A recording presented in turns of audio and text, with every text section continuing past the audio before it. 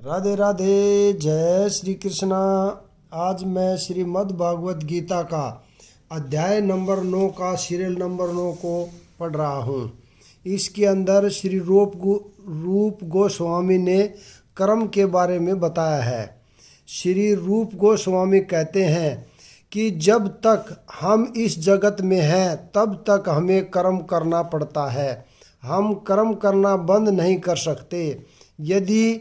यदि कर्म करके उसके फल कृष्ण को अर्पित कर दिए जाएं तो यह युक्त वैराग्य कहलाता है। वस्तुतः संन्यास में स्थित होने पर ऐसे कर्मों से चित्त रूपी दर्पण स्वच्छ हो जाता है और कर्ता जो क्रमशः आत्म साक्षात्कार की ओर प्रगति करता जाता है त्यों तो वह परमेश्वर के प्रति पूर्णता समर्पित होता रहता है। अतएव अंत में वह मुक्त हो जाता है और यह मुक्ति भी विशिष्ट होती है।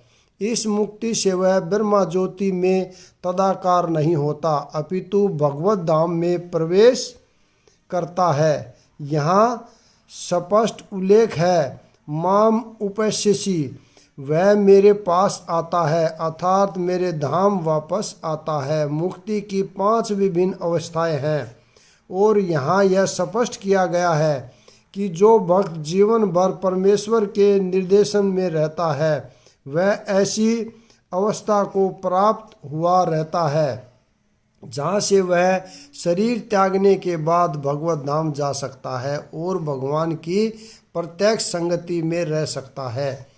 जिस व्यक्ति में अपने जीवन की भगवत सेवा में रत रखने के अतिरिक्त अन्य कोई रुचि नहीं होती वही वास्तविक सन्यासी है। ऐसा व्यक्ति भगवान की परम इच्छा पर आश्रित रहते हुए अपने को उनका नित्य दास मानता है। अतः वह जो कुछ करता है भगवान के लाभ के लिए करता है। वह जो कुछ कर्म करता है भगवान की सेवा करने के लिए करता है। वह काम कर्मों या वेद वर्णित कर्तव्यों पर ध्यान नहीं देता। सामान्य मनुष्यों के लिए वेद वर्णित कर्तव्यों को संपन्न करना अनिवार्य होता है, किंतु शुद्ध भक्त भगवान की सेवा में पूर्णता रत होकर भी कभी कभी वेदों द्वारा अनुमोदित कर्तव्यों का विरोध करता प्रतीत होता है, जो वस्तुतः विरोध नहीं है। अतः वैष्णव आचार्यों का कथन है कि बुद्धिमान से बुद्धिमान व्यक्ति भी शुद्ध भक्त की योजनाओं तथा कार्यों को नहीं समझ सकता।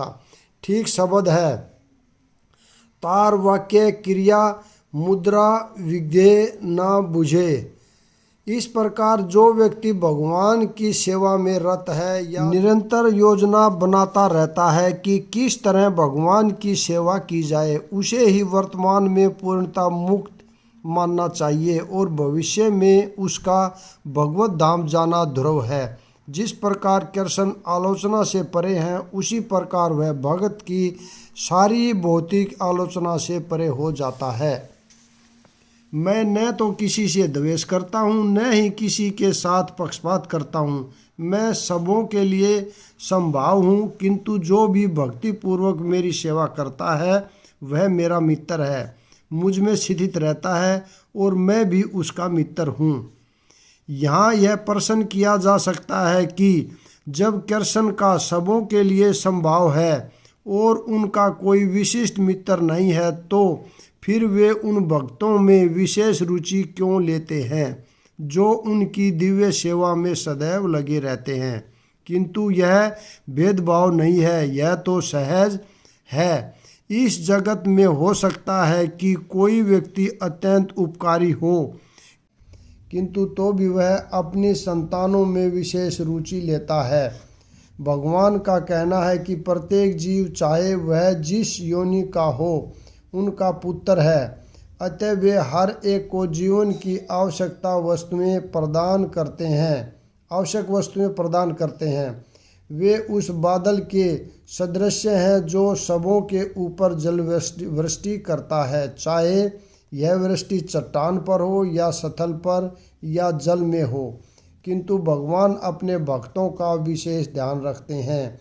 ऐसे ही भक्तों का यहाँ उल्लेख हुआ है।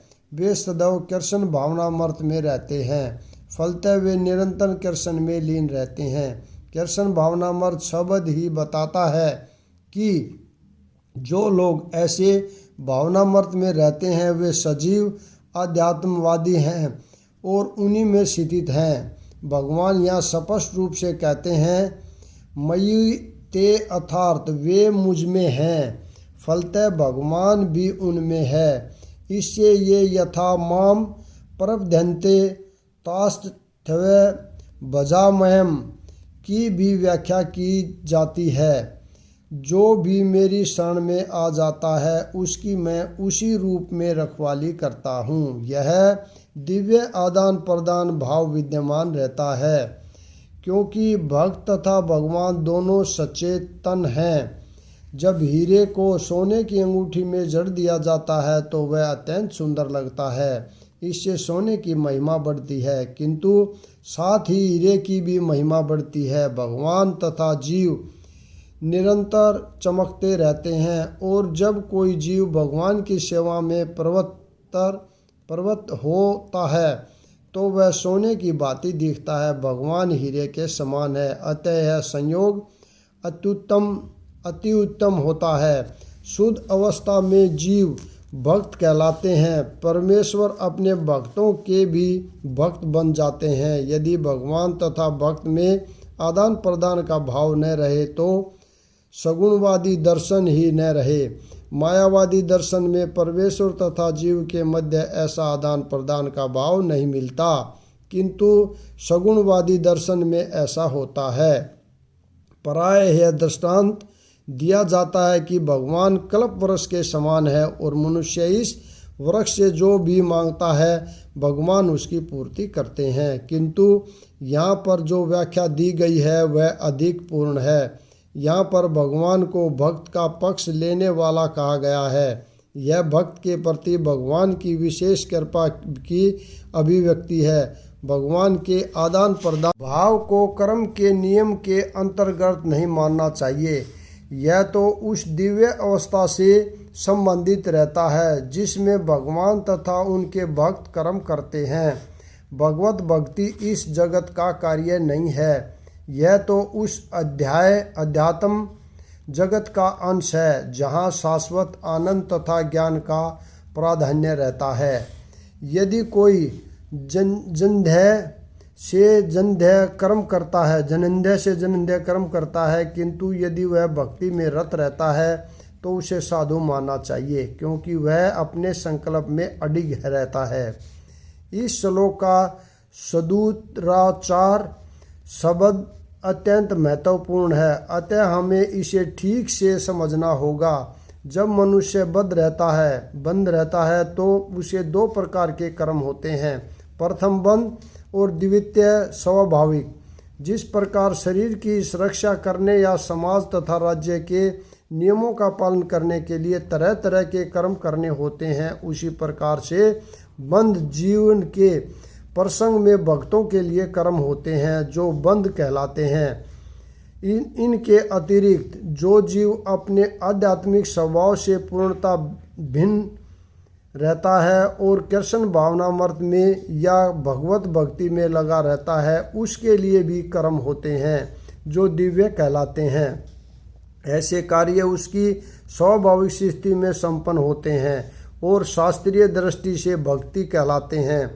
बद्ध अवस्था में कभी कभी भक्ति और शरीर की बंद सेवा एक दूसरे के समानांतर चलती है, किंतु पुनः कभी कभी वे एक दूसरे के विपरीत हो जाती हैं। जहाँ तक संभव होता है भक्त सतर्क रहता है कि वह कोई ऐसा कार्य न करे जिससे यह अनुकूल स्थिति भंग हो।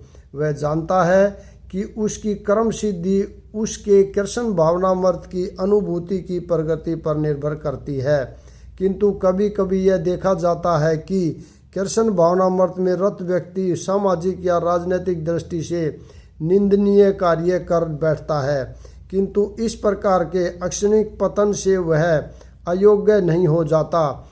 श्रीमद् भागवत में कहा गया है कि यदि कोई व्यक्ति पतित हो जाए किंतु यदि भगवान की दिव्य सेवा में लगा रहे तो हृदय में वास करने वाले भगवान उसे शुद्ध कर देते हैं और उस निंदनीय कार्य के लिए क्षमा कर देते हैं। भौतिक कल्मश इतना प्रबल है कि भगवान की सेवा में लगा योगी भी कभी कभी उसके जाल में आ फंसता है, लेकिन कृष्ण भावनामर्त इतना शक्तिशाली होता है कि इस प्रकार का आकस्मिक पतन तुरंत रुक जाता है। इसलिए भक्ति योग सदैव सफल होता है। किसी भक्त के आदर्श पथ से अकस्मात संयुक्त होने पर हंसना नहीं चाहिए, क्योंकि जैसा कि अगले श्लोक में बताया गया है, जो ही भक्त कृष्ण भावनामृत में पूर्णता स्थित हो जाता है, ऐसे आकस्मिक पतन कुछ समय के पश्चात रुक जाते हैं। अतः जो व्यक्ति कृष्ण भावनामृत में स्थित है और अनन्य भाव से हरे कृष्ण मंत्र का जप करता है, उसे दिव्य स्थिति में आसीन समझना चाहिए, भले ही दिव्य वैसात उसका पतन क्यों न हो चुका हो। साधुरेव शब्द अत्यंत प्रभावात्मक है। ये अभक्तों को सावधान करते हैं कि आकस्मिक पतन के कारण भक्त का उपास नहीं किया जाना चाहिए, उसे तब भी साधु ही मानना चाहिए। मंतव्य शब्द तो इससे भी अधिक बलशाली है। यदि कोई भी इस नियम को नहीं मानता और भक्त पर उनके पतन के कारण हंसता है, तो वह भगवान के आदेश की अवज्ञा करता है। भक्त की एकमात्र योग्यता यह है कि वह अविचल तथा अन्य भाव से भक्ति में तत्पर रहे। कहने का अर्थ यह है कि यदि भगवत भक्ति में तत्पर व्यक्ति कभी घृणित कार्य करता पाया जाए, तो इन कार्यों को उन धब्बों की तरह मान लेना चाहिए जिस प्रकार चांद में खरगोश के धब्बे हैं। इन धब्बों से चांदनी के विस्तार में बाधा नहीं आती। इसी प्रकार साधु पथ से भक्त का आकस्मिक पतन उसे निंदनीय नहीं बनाता, किंतु इसी के साथ यह समझने की भूल नहीं करनी चाहिए कि दिव्य भक्ति करने वाला भक्त सभी प्रकार के निंदनीय कर्म कर सकता है। इस श्लोक में केवल है कि भौतिक संबंधों की प्रबलता के कारण कभी कोई दुर्घटना हो सकती है। भक्ति तो एक प्रकार से माया के विरुद्ध युद्ध की घोषणा है।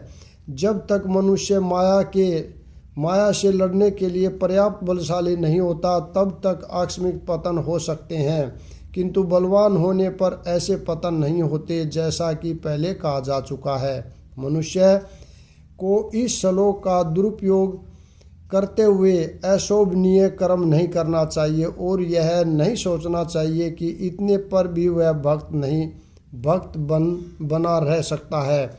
यदि वह भक्ति के द्वारा अपना चरित्र नहीं सुधार लेता, तो उसे उच्च कोटि का भक्त नहीं मानना चाहिए। वह तुरंत धर्मात्मा बन जाता है और स्थायी शांति को प्राप्त होता है। हे कुंती पुत्र, निडर होकर घोषणा कर दो कि मेरे भक्त का कभी विनाश नहीं होता है। इसका कोई दूसरा अर्थ नहीं लगाना चाहिए। 7वें अध्याय में भगवान कहते हैं कि जो दुष्ट करती है वह भगवत भक्त नहीं हो सकता। जो भगवत भक्त नहीं है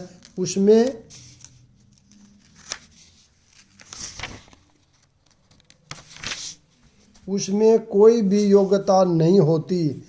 तब वह प्रश्न यह उठता है कि संयोगवश या स्वेच्छा से निंदनीय कर्मों में प्रवृत्त होने वाला व्यक्ति किस प्रकार भक्त हो सकता है। यह प्रश्न ठीक नहीं है, जैसा कि 7वें अध्याय में कहा गया है। जो दृष्टा कभी कभी भक्ति के पास नहीं फटता, उससे कोई सद्गुण नहीं होते। श्रीमद् भागवत में भी इसका उल्लेख है। सामान्यतः 9 प्रकार के भक्ति कार्यों में युक्त रहने वाला भक्त अपने हृदय को बहुत ही कल्मश से शुद्ध करने में लगा होता है। वह भगवान को अपने हृदय में बसाता है। फलतः उसके सारे पाप पूर्ण कल्मश से धुल जाते हैं। निरंतर भगवान का चिंतन करने से वह स्वतः शुद्ध हो जाता है। वेदों के अनुसार ऐसा विधान है कि यदि कोई अपने उच्च पद से नीचे गिर जाता है, तो अपनी शुद्धि के लिए उसे कुछ अनुष्ठान करने होते हैं, किंतु यहाँ पर ऐसा कोई प्रतिबंध नहीं है, क्योंकि शुद्धि की क्रिया भगवान का निरंतर स्मरण करते रहने से पहले से ही भक्त के हृदय में चलती रहती है। अतः हरे कृष्ण कृष्ण कृष्ण हरे हरे, हरे राम राम राम हरे हरे, इस मंत्र का अनवरत जप करना चाहिए। यह भक्त को आकस्मिक पतन से बचाएगा। इस प्रकार वह समस्त भौतिक कलमशों से सदैव मुक्त रहेगा। यहाँ पर मैं विराम देता हूँ। अगला भाग कल पढ़ेंगे। राधे राधे, जय श्री कृष्ण।